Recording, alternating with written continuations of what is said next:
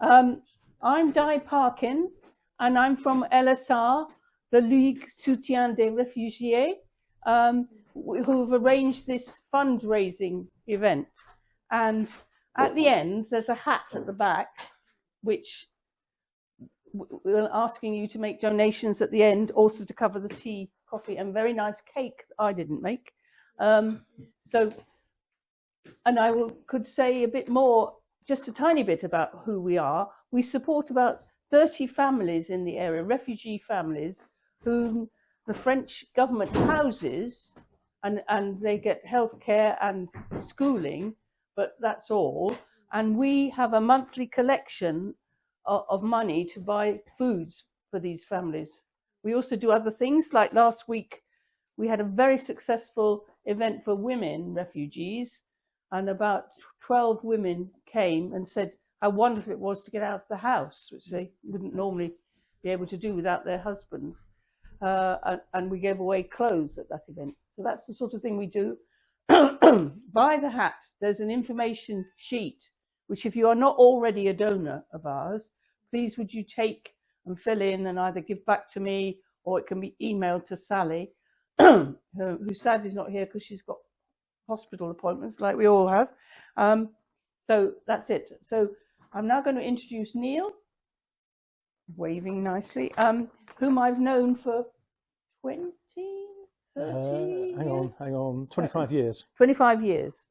And Neil did a degree in art history and has always had has worked as an archaeologist, as a teacher, and as a Church of England vicar, and has been living in France for 6 years. 6 years, and has always had a great love of France, French architecture and art, which will be manifestly apparent in this talk and the two ones to follow, which I will announce again at the end. So over to you, Neil. Thanks very much, Di. Yes, I've known Di for 25 years now. It just seems longer than that sometimes, but no, she's a very good friend. Almost exactly 50 years ago, when I was a student, you know, you must be thinking I was only about 5 at the time. But when I was a student, I came with a group of students from the University of East Anglia to look at early Romanesque art and architecture in Catalonia and the Roussillon area. And that's when I first came across this chap, which we call the Master of Cabestany. We went to Cabestany and then to various other places in Catalonia, finishing up in Barcelona. And he's always had an important thing in my heart, really, because I enjoyed seeing his stuff when we did that trip all that time ago. And funnily enough, it was only 30 years earlier than that trip I made, in other words, in 1944, that anyone had heard of the Master of Cabestany. And that's because of this chap, there, called José Judiol, who's a Catalan art historian. He was in New York, teaching art in New York from about 1940. And he discovered in a dealer's shop this thing in the dealer's shop. There were two separate items, this lintel here and this what we call a tympanum. And José Judiol thought, I've seen that sort of thing before. And he realized that it was very like the tympanum, which I'll show you in a minute, in Cabestany, which is just near Perpignan, in what used to be called the Roussillon. We don't know very much about where this came from. You can see they're two different pieces. This lintel probably doesn't go with the tympanum. You can see it's slightly different stone as well. Can you see the different colour of stone? By the way, if you want to ask any questions, do shout out as I go along. But they seem to have come from a place called Erondo in northeastern Spain, near Pamplona, where they were probably part of the castle chapel there that was built in the 12th century. And they ended up, the castle and the chapel is gone, long gone. They ended up in this watermill, the walls of a watermill, a bit like some of the walls you see here in some ways, just built into the wall. and they were still there. Like there's a photograph you can see. They were still there in 1924 in this place in northeast Spain, but they ended up in New York, and we don't know quite how, except Jose Rudiol sold them in this dealers and wrote an article about it in 1944, referring to El Maestro de Cabestany, and he also mentioned other things that he thought this particular 12th century sculptor might have done. And the reason he noticed that is because the so-called Master of Cabestany, we don't know his name. He almost certainly didn't come from Cabestany. We don't know anything about him at all, which is great because I can make it all up, you see. But we only know, like a lot of medieval artists, a lot of them are anonymous, and we don't really know much about them. But this one has a very distinctive style. And one other thing you'll notice is the big hands. That's a feature of his particular style. Can you see the sort of almond, those very typical almond-shaped eyes that you get, and often a very dramatic representation. This is what you've got here.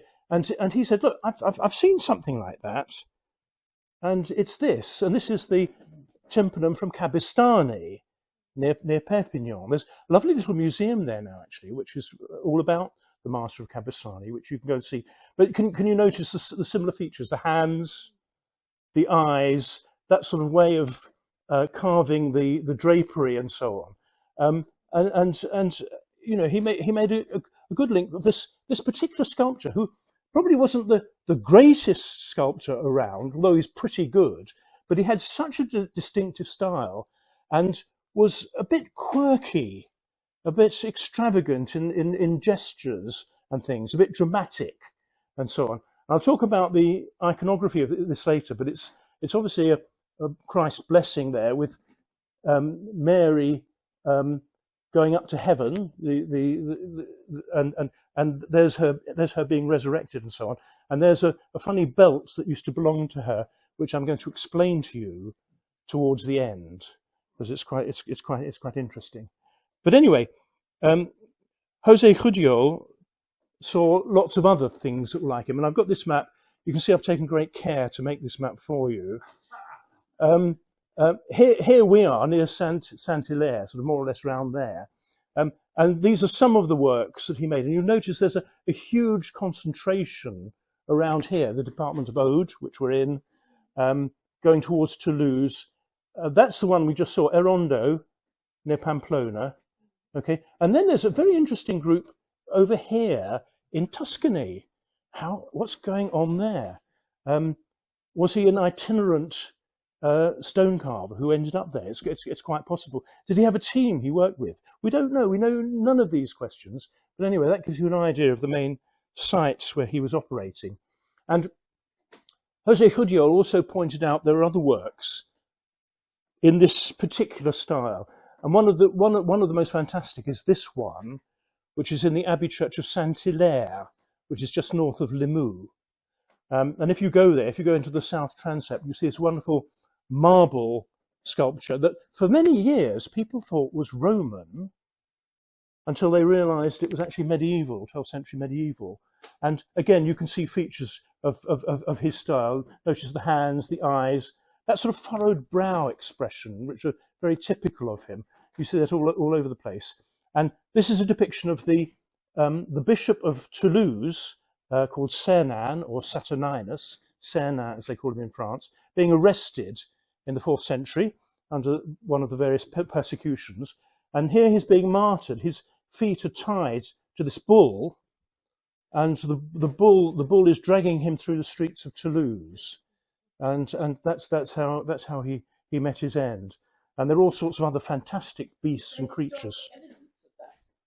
That happened, yes. They know they know the story anyway of how Saint-Cernin was martyred. And of course, in Toulouse, you've got the huge basilical church there, built from the end of the 11th century onwards, although there was an earlier church there as well, dedicated to Saint-Cernin. And originally, the Abbey of Saint-Hilaire was dedicated to Saint-Cernin as well. And this used to be by the high altar of the church there. So that's another Master of Cabestany that's noted. This comes from a superbly wonderful, strange church at a place called Ria-Minervois, which is also in the Aude département. And it's near, do you know the Minervois area? It's near Cône-Minervois. And I'll come on to it later. It's an extraordinary 7-sided church. It's got 7 sides to it. It's the only one I know of anywhere that has 7 sides. I'll come on to that a bit later. But you can see the depiction there. It's a bit like the tympan at Cabestany with the Virgin Mary. It's dedicated to St Mary, and there she is. And all these rather fantastic creatures and heads coming out all over the place, which is a feature of his style. And then you have here, near Collioure, it's called Le Boulou, it's a little church, and it's got these figures. I'm sorry you can't see them that well, but these little figures across here, which are in the same style. And again, Jose Judio pointed out that that was the case. And then this wonderful panel that has happened to end up in Barcelona at the Frederic Mares Museum. If you go to Barcelona, do go to that museum. It's extraordinary. It's a very strange museum.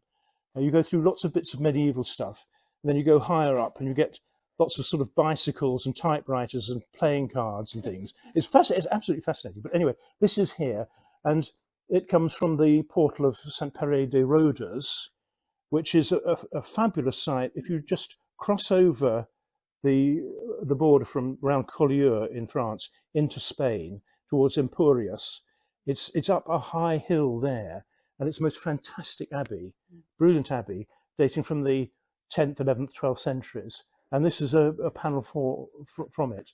And it shows obviously a boat on the water. There's some fish,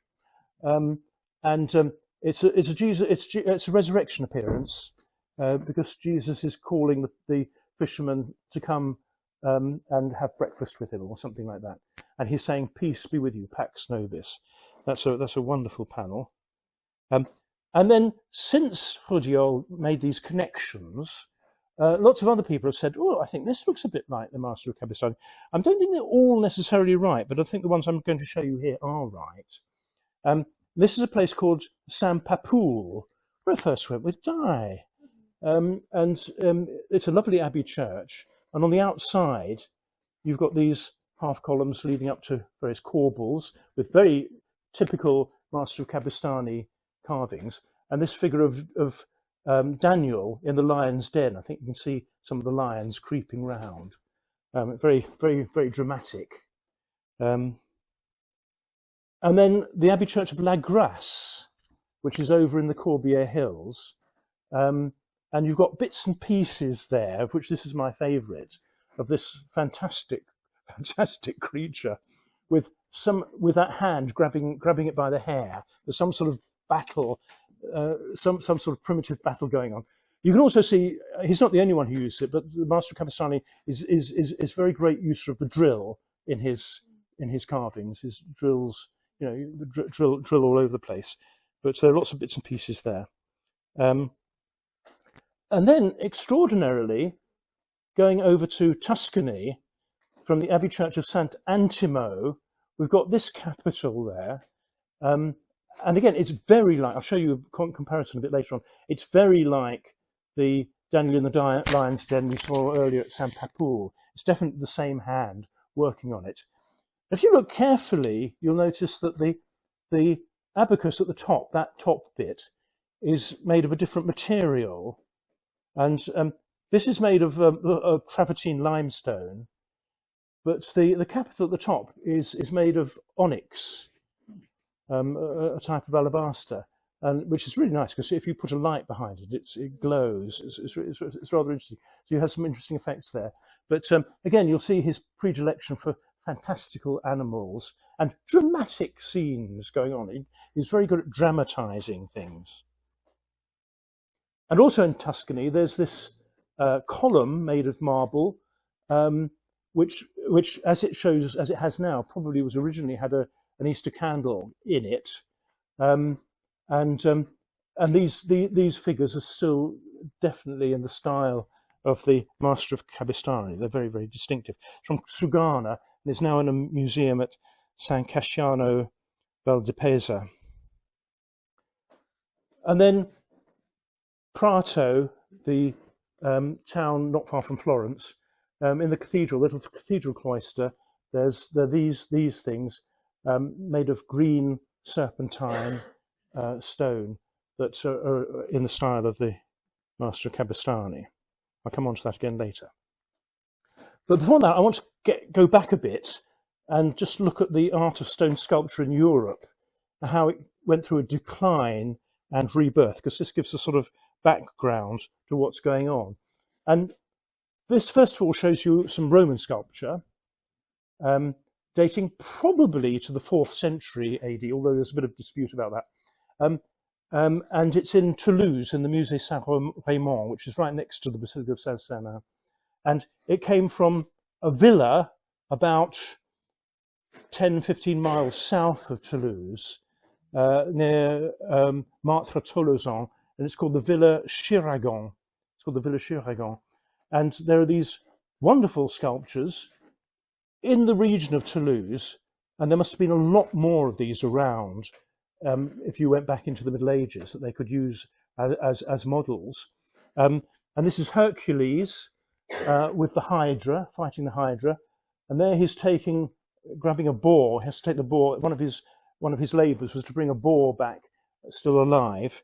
And then there's this one, and he's fighting Geryon with his 3 heads and so on, all that sort of stuff going on.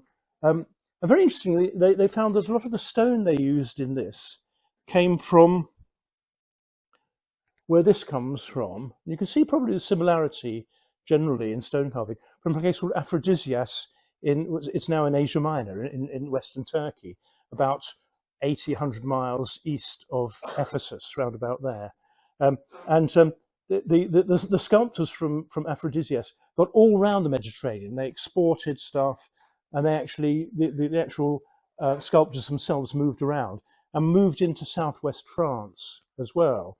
And there's a thing that I didn't realise until I came to live here, which was that southwest France by about the 4th century was really top quality in the arts, not just sculpture, but also in writing, in poetry. You had famous poets like Ausonius and Paulinus of Nola and people like that. There's a huge flourishing of the arts at that time in southwest France, and they left a lot of stuff around, a lot of sculpture, which was picked up later on.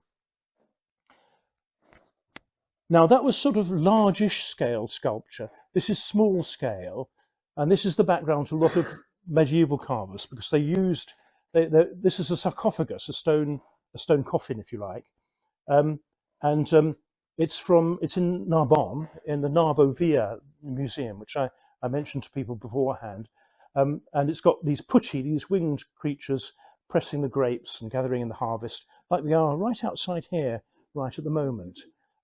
But this, you're talking about smaller scale. You know, this is how big it is, and the medieval carvers got into that quite a lot. In the early Christian sarcophagi, and this is again from Narbovia in Narbonne, this dates from the 4th century and shows the miracles of Jesus. There he's healing someone, there's someone praying, lots of other things going on. You can see, if you look carefully at the way it's carved, the way in which they probably created those slashes, which they look like, by sort of drilling one end and the other end and sort of filling up in between. And you'll find that this was taken up by quite a number of medieval carvers, not least of which was the Master of Cabestany. And here I'm going to talk a bit about the decline a bit, because this is another sarcophagus, but it used to lie in the cloister of Saint-Sernin at Toulouse, and you'll see it's a similar theme. It's got grapes and things there, but it's a much flatter thing. And these sort of sarcophagus went on carving those for another few centuries, between the 5th and the 7th centuries. But the detail of them is less good, And generally speaking, in the period that we call the Dark Ages, after the fall of the Western Roman Empire in the 5th century, you find that there aren't as many good stone carvers around, so it declines, but also they're more interested in other things, like mosaic panels, which are flat, or wall painting, or things like that. So they're interested in different things. And broadly speaking, the art of carving in high relief in stone fades and more or less goes away. By the 6th century or the early 7th, it's more or less gone. Except, and this might look a bit odd, but there are some arts in which it carried on, not in stone, but in other media. And these are some sculptures made in stucco, which is sort of plaster. And it comes from the Museum of Santa Giulia in Brescia in northern Italy. When I first saw these, I thought, oh, they look 11th century to me, putting on my art history hat, they look thoroughly 11th century. But the archaeologists have been there, and they discovered that the stucco was put on a sort of cane framework, and they'd been able to radiocarbon the cane, and they're actually 9th century. When not much carving like this seems to be going on. But probably in stucco there was quite a lot going on. And in wood there was quite a lot going on still. And this is the marvellous Gero crucifix from Cologne Cathedral, which we know dates from just a bit before 970 AD. So they're managing to do things in wood, they're managing to do things in stucco, they're managing to do quite a lot in metalwork as well. And this is the famous Basel altarpiece from that come from Basel in Switzerland, but is now in the Musée de Cluny in Paris, and dates to the early 11th century. And you can see you've got a lot of figure sculpture here, quite big, but in metalwork. So the metal workers, the stucco workers, ivory carvers, I haven't included those, are still going strong. Stone, not so much so, but they decided they wanted to have a go in the 11th century. Why, I don't know, but they did. And here's an early example, and it's from round here, not far from here. It's, again, not far from Collioure, and it's a place called Saint-Genis-des-Fontaines. And this is a marble lintel on the main door. And we know the date of this because of the inscription there. It dates to about 1020. So in 1020, they were doing this.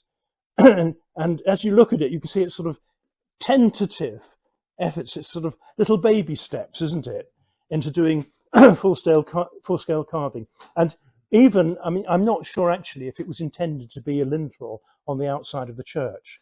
I think it might have been originally a bit of furniture, a retable at the back of the altar or something like that originally. We don't know. But anyway, they were starting to want to do things in stone, which is where we come to.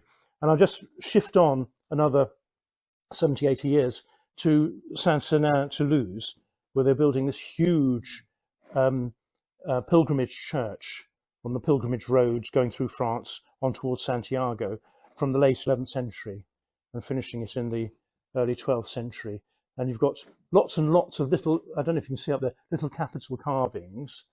But also, if you go round behind the altar, there are these things that are there. A Christ and Majesty made in marble, quite big. And this dates to around 1096, when there was we actually know the name. There was a carver called Gelduinus, working there. His inscription is on the late 11th century altarpiece, and it looks like he and his workshop carved this as well. So you're starting to get slightly larger stone sculptures, and the part of it just further along the ambulatory, there's a figure of one of the evangelists with his book, and so on. There are about 7 panels. They're not in their original place. I think it's believed that it used to be a sort of shrine in the crypt of the Church of Saint-Sernin. But by the late 11th century, you're getting almost full size, almost life-sized carvings from nothing. We're talking about nothing, more or less, in terms of stone sculpture, into we're starting to get this sort of stuff.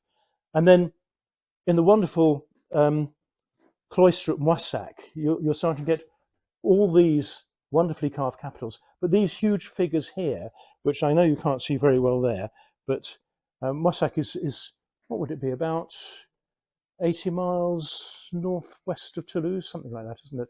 But you get these huge figures, which are clearly like the ones that I just showed you in Toulouse. Similar sort of rounded jaws and hairstyle, and the way the drapery is done with those little folds and so on. So Moissac, by Moissac, and this is, we know the date of this, we know this is done around 1100. You're starting to get a huge flowering of the art of sculpture. And then going back to Toulouse again, we've got the famous south door, which is called the Porte Miégeville. Miégeville comes from an Occitan term, Miégevilla, meaning the middle of the town. It's the one, if you go from the middle of the town out to Saint-Sernin, that's the doorway you'll see. And this dates to around 1115 or so, a bit later, the same school that we saw before, but it's become much more dramatic. And this is a depiction of the Ascension, and all the people looking up, and Jesus going up, and all angels and all sorts of things like that. And you can see it's become, from the static figures we had earlier, in 20 years or so, it's become more refined, more dynamic, more interesting generally, actually. They're starting to get their teeth into it.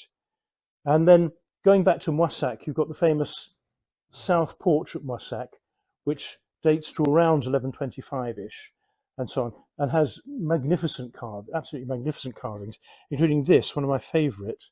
Oh, we're getting a bit closer. It's a Christ in Majesty and various other carvings all the way around. And just on the other side of this central column is this figure of Jeremiah, the prophet Jeremiah. Obviously, it's very attenuated, but it is fantastic. It is fantastic. That sort of crossover of the legs pose, and it's difficult to describe how good that is, but it is very, very, very good. You've got that a picture of that in your house. I haven't. Oh. It's Isaiah I've got in my house, which is almost identical. You're quite right.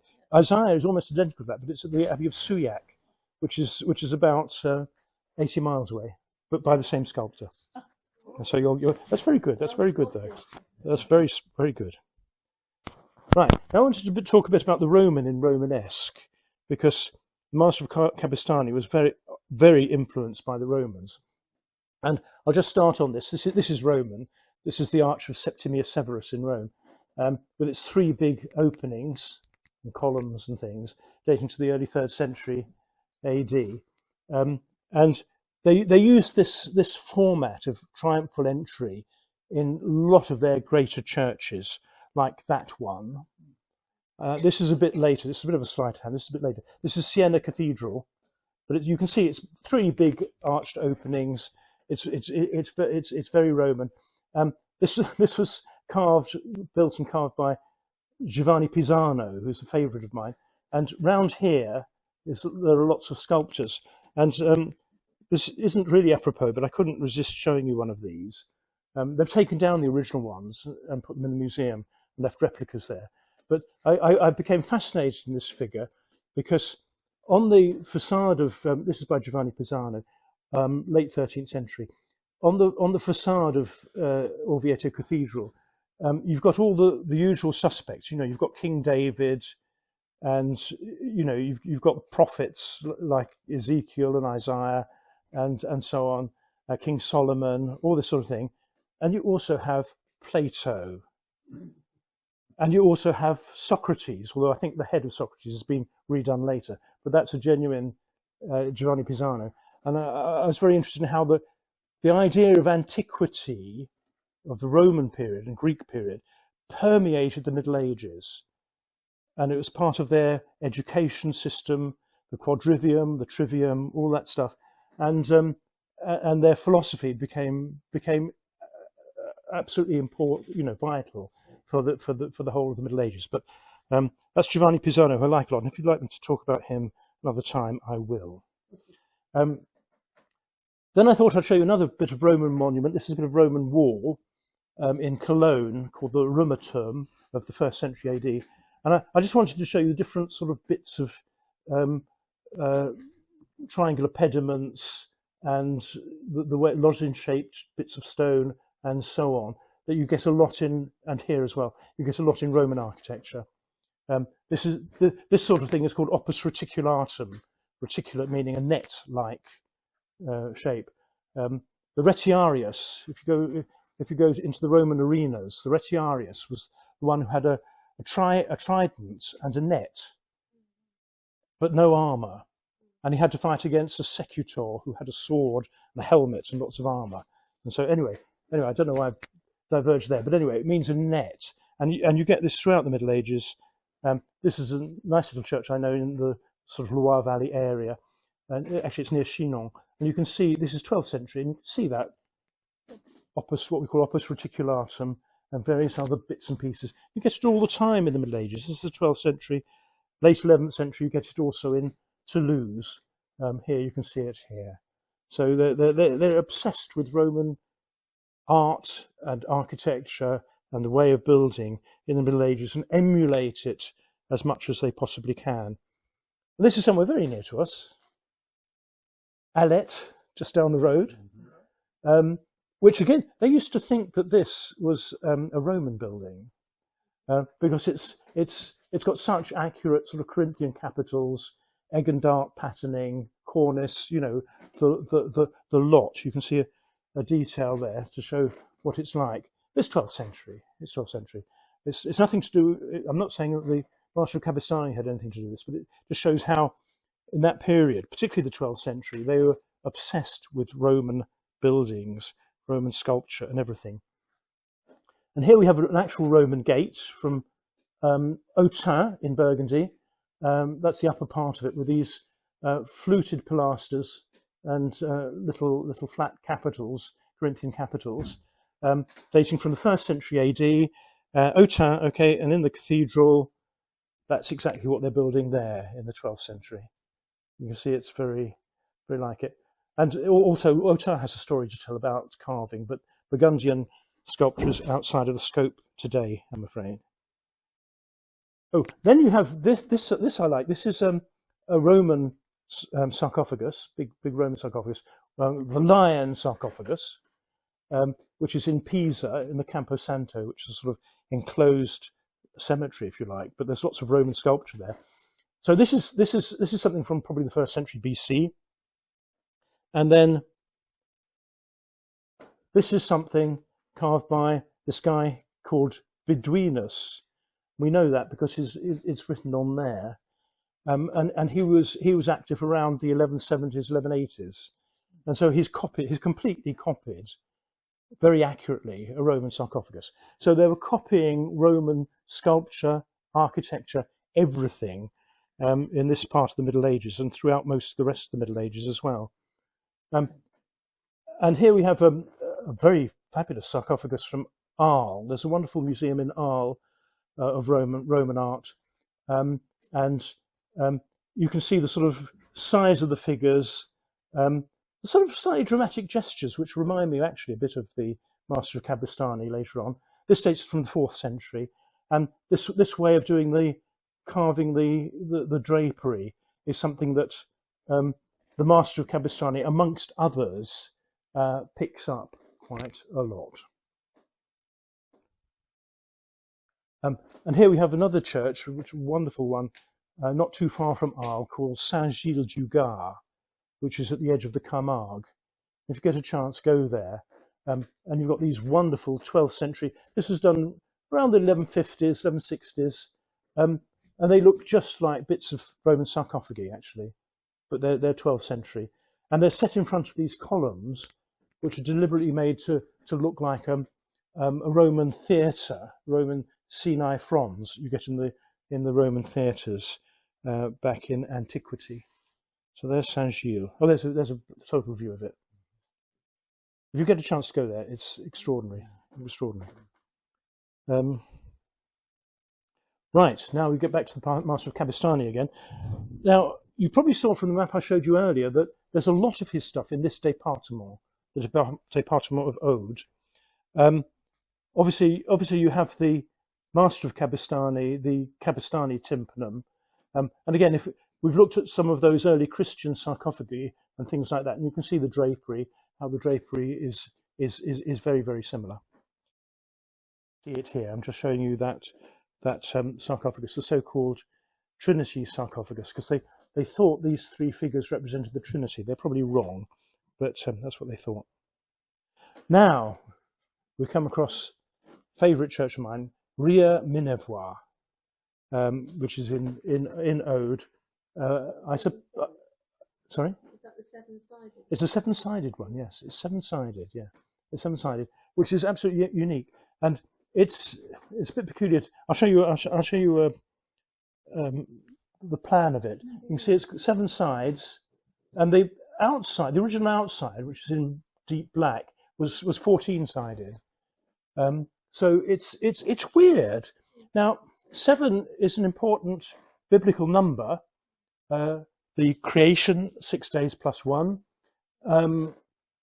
Also, I think what the architect here is thinking about is probably the book of Proverbs, and wisdom building a house on 7 pillars, and 7. You can find loads and loads of churches that are octagonal, 8-sided. You can find some that are 6-sided, hexagonal. You can't find one that's heptagonal, and I don't know why. And it's so quirky, and it's full of sculpture by the Master of Cabestany, and he's so quirky that a lot of commentators said he probably designed the whole thing, because it's just, well, I was going to say it's nuts. It's not nuts, but it's very unusual. It's very unusual, and that's what it looks like inside, with one carved capital there, and then some others going around the outside. Look at these fantastic, really imaginative lions, various creatures. Here we have the original portal, something eating another thing. This interesting thing with the people blowing creatures blowing trumpets, that I'll show you another example of later on. But it's full of invention and imagination. And then the one I showed you before, the Assumption of Mary going up in this sort of mandorla thing, this almond-shaped thing, and so on. Lots of creatures looking on the outside. So that's Ria Minervois.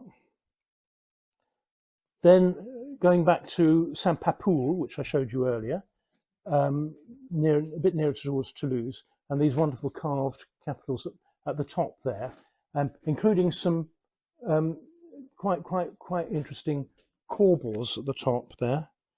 And this is a plaster cast of one of them that you find inside, but I think you can just about see these trumpets being played. Can you see it's just like Ria Minervois? It's exactly like Ria Minervois. So I thought I'd show you that.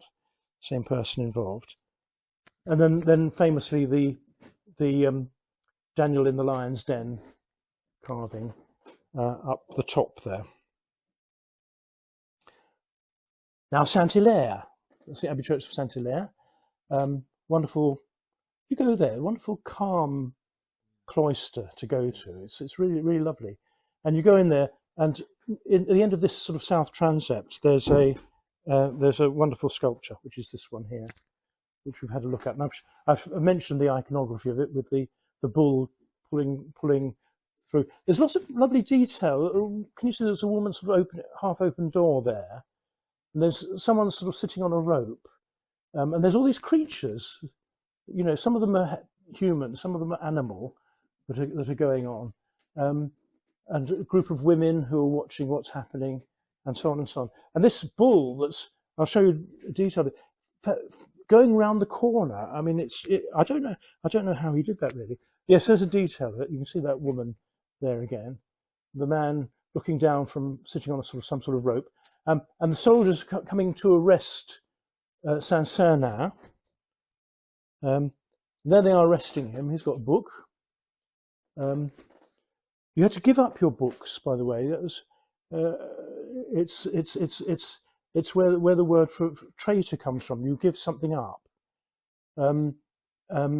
you're a traitor to do that. And he's not doing it. He's holding on to his book because he's not a traitor. And there we have poor old Cerna being with his feet tied with rope, being hauled through the streets. And then there's the bull, and it goes round. It started to go around the corner of the sarcophagus, and I don't know how he's done that. I think it's the most extraordinary work of art. It just defies belief because it's turning its head round and actually going round the corner, and I think it's an exceptional work of art by any standards. Right, now we go on to the Master of Cabestany in Catalonia, and we come to what I mentioned earlier, the Church of St. Pere de Rhodes, where you've got this ancient church. I mean, they say some of it goes back to the 9th century, I'm not sure. And these columns articulating the inside, and I think they came from probably the older church in the abbey that was refashioned in the 11th and 12th centuries. But anyway, at the west end, a doorway was built, and the Master of Cabestany designed that, and there are just fragments of it left, of which this is the best fragment. As I say, it's a resurrection appearance, and it shows all the drama of hands, eyes, the typical way of using a drill for doing the folds, and all that sort of thing that are so part of the Cabestany master's work. And then the last bit, the Master of Cabestany in Italy. This is the lovely church of Sant'Antimo, which is sort of south of Siena, south of Montalcino, and it's quite French-ish in design, actually. Yeah, a little bit. It is. It does show, people have noticed similarities architecturally with Languedoc. So there's something there going on. There's the inside of the church, and one of these capitals, which is on the other side here, is the one I've shown you before, that one, with Daniel in the Lion's Den. And you know, I mentioned the capital at San Papoul. I'll just show you that. If you look at that, if you clock that for a moment, it's very, very, very similar. It's the same hand. We don't really know, if the Master of Cabestany had a workshop. He might have had a small workshop with him. We don't really know. We know nothing about him. And this map shows you interesting routes down to Rome, because of course we know, don't we, that Compostela was the prime pilgrimage route in the Middle Ages. But also what was called the Via Francigena was also, that is, Via Francigena was also important. This is the route of a famous Archbishop of Canterbury from the 10th century who went all the way to Rome. But there were other routes as well, and this one from Toulouse going across and down past Siena, and Sant'Antimo is just about there. So it's on the pilgrimage route. Question: was the Master of Cabestany going on a pilgrimage, or did he actually come from Tuscany? It's a possibility. I don't think he did, though, because there's so much of his stuff here that I think this is his heartland. But I think it's possible that he went on a pilgrimage and earned his keep as he went on the way. And this again is the column from Sugana, which, as I said before, would have been probably been an Easter candlestick, rather like this one. Can you see this one here? This is from Salerno Cathedral, and it dates from the early 13th century, and rather nice depiction of the three graces on there, rather nice, from the 13th century. So that's the sort of thing it would have been. And finally, some of the little capitals in the cloister at Prato Cathedral, and so some people have suggested, well, maybe the Master of Cabestany carved his stuff somewhere around here and exported it. No, this is local stone. The previous one, the one from Sugana, was local stone. This is all local stone. So whoever did it there. And there you can see the sort of comparison. That's the one I showed you earlier from Ria Minervois. I'll show you the sort of thing it has in common with the one from Prato. And so we end up back at the Master of Cabestany. Again, we don't have a biography of him. We don't know where he came from.